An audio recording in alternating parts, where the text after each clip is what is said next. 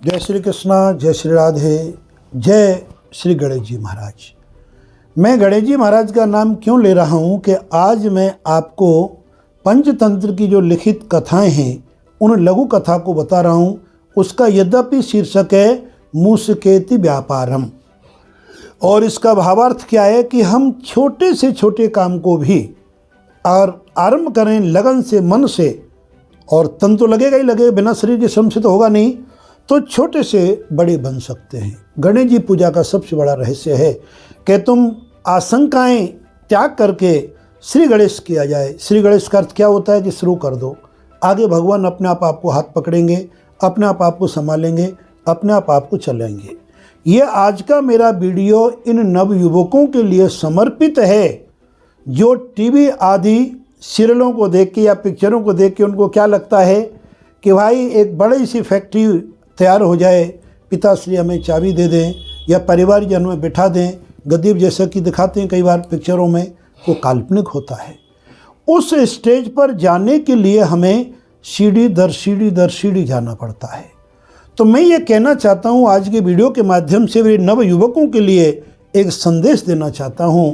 प्रिय बंधुओं, प्रिय हमारे कर्मठ कार्यकर्ताओं और प्रिय हमारे कर्मयोगियों, कोई काम छोटा नहीं होता। छोटे से छोटा काम हमें उस गगनचुंबी तक पहुंचा सकता है जिसकी आपने कल्पना नहीं की होगी। जितने महापुरुष, जितने हमारे विश्व के धनाढ्य लोग हुए हैं, उनकी अगर आप जीवनी को देखेंगे, उनके जीवन के कार्यों को देखेंगे, शैली को, तो कहाँ से कहाँ पहुँचे। केवल लग्न और अपना परिश्रम और एक अकाट विश्वास, और हमारे महात्मा स्वामी विवेकानंद जी के जो वचन है कि जब तक तुम चलते रहो मंजिल पर, जब तक कि तुम्हारी मंजिल प्राप्त ना हो जाए, चलते रहो चलते रहो चलते रहो, बैठो मत। तो मैं आपको बहुत ही छोटी इसके बारे में जो लघु कथा का मैं जिक्र किया है, मूसकेति व्यापारम, इसका कहाँ से बना है, बहुत ही सुखद छोटा सा उदाहरण है। बहुत लघु कथा भी है लेकिन बहुत छोटी है।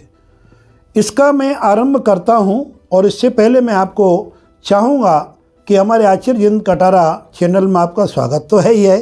स्वागत के साथ साथ आप यदि नए हैं तो हमें सब्सक्राइब करें, बेल आइकन दबाना ना भूलें, अपने समस्त ग्रुपों में इस अच्छी चीज़ों को शेयर करें।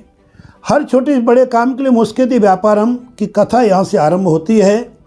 एक बहुत धनाढ्य सेठ थे, इतने धनाढ्य सेठ थे कि उनके पास पैसे की कोई कमी नहीं थी। वो चाहते तो अपने बच्चों को बहुत बड़ा पैसा दे करके कारोबार करा सकते थे, लेकिन उन्होंने अपने बच्चे की परीक्षा लेने के लिए, जब उनका बच्चा एक बार कहने लगा कि पिताजी मुझे कुछ पूंजी दो और आपका आशीर्वाद दो ताकि मैं कुछ काम करूं और मैं भी आपकी तरह सेठ बन सकूं, कुछ कमा सकूं। आपकी कमाई धन तो मेरा ही है, इसमें कोई संदेह नहीं है, लेकिन मैं चाहता हूं कुछ कमाऊं। वो बार बार ऐसा आग्रह करता था। सेठ जी कहते थे वक्त आने दो बेटा, समय आने पे देंगे।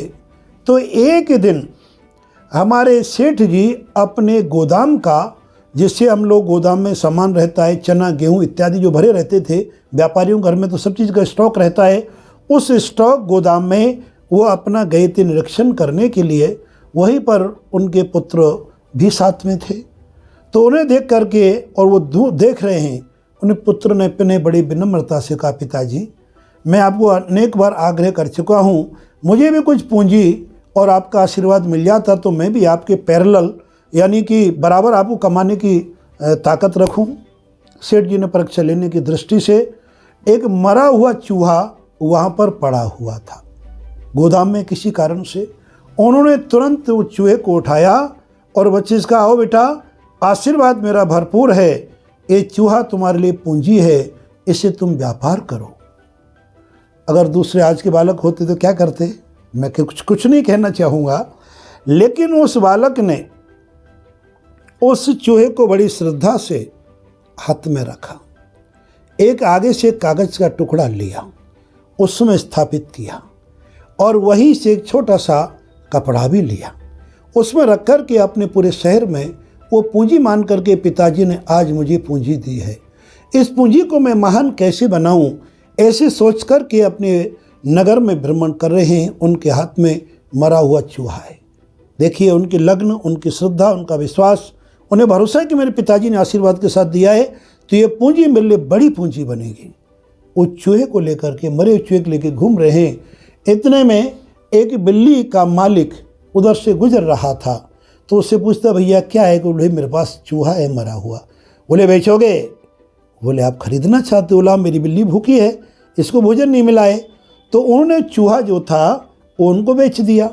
और उस ज़माने में उस चूहे की कीमत एक कौड़ी होती थी। एक कौड़ी, जिसे जो भी आप जानते हैं, हमारी मुद्रा से पहले कौड़ियों में हमारे भारत का आदान प्रदान होता था। उन्होंने कौड़ी ले ली, बड़ा खुश हुआ कि वाह पूंजी आई। उस कौड़ी को लेकर के उन्हें देखते रहे कि ज़्यादा चीज़ मैं क्या खरीद सकता हूँ।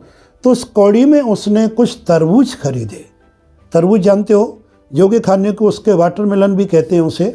तो वो तरबूज खरीदे। तरबूज काफ़ी आ गए क्योंकि कौड़ी की थोड़ी कीमत होती थी। और अपने सिर पर रख करके तरबूज लो जी तरबूज लो, ऐसा करके वो बेच रहा था बेचारा, क्योंकि उसे पता है कि मेरे पिताजी का आशीर्वाद और पूंजी है। संयोग से एक बड़े सेठ के बच्ची बीमार थी, जिनको वैद्य जी ने बताया था कि तरबूज खिलाना इसको बहुत ज़रूरी है ताकि इनके पेट का जो भी कुछ रोग है दूर होगा। उन्हें जब तरबूज की आवाज़ सुनी, सेठ जी प्रफुल्ल हो गए। बोले भैया क्या लेते हो? बोले भैया तुम जो देना चाहो, मैं तो इसके पूंजी के लिए, अपने व्यापार के लिए। तो तरबूज के पैसे उन्होंने और 1 टका, जिसको किसी ज़माने में कहा जाता था, वो कौड़ी में खरीदी, टका में बेच दी।